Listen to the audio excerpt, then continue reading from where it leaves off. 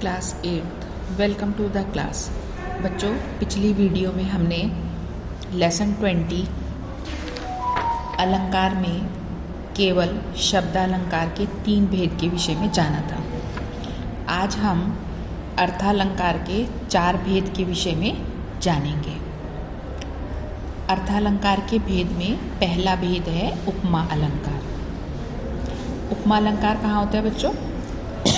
जहाँ 2 वस्तुओं में रूप, रंग, गुण या धर्म के आधार पर समानता का बोध कराया जाता है। जैसे वह कबूतर सी चुनरिया जब लहर जाती गगन में, पंख आतुर फड़फड़ाता हंस सा अरमान मन में।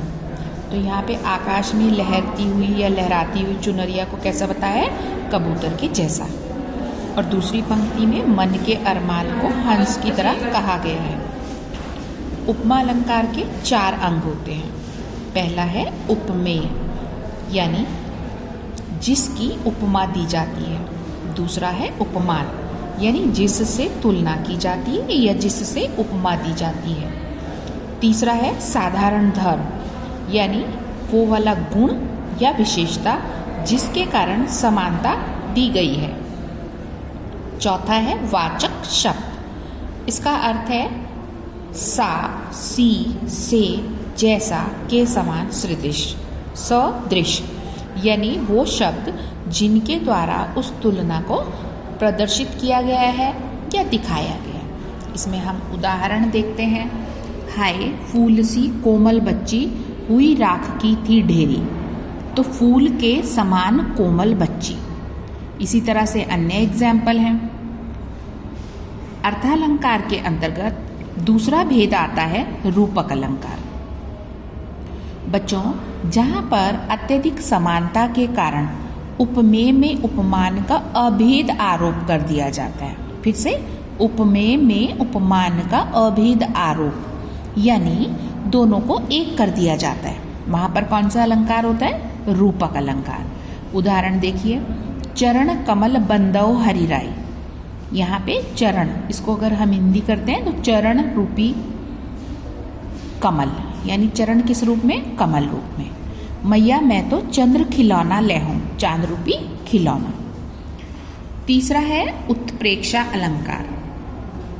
जिस काव्य पंक्ति में उपमेय में उपमान की संभावना की जाती है, और ये संभावना कैसे दिखाते हैं बच्चों? मनु, मानो, मनहु, जनु इत्यादि शब्दों का प्रयोग करके।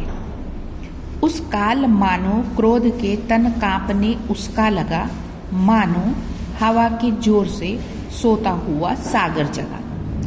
चक्रव्यूह में अभिमन्यु की मृत्यु का समाचार सुनकर अर्जुन का शरीर इस प्रकार क्रोध से कांपने लगा, मानो तेज तूफान के कारण सोता हुआ समुद्र जाग गया हो।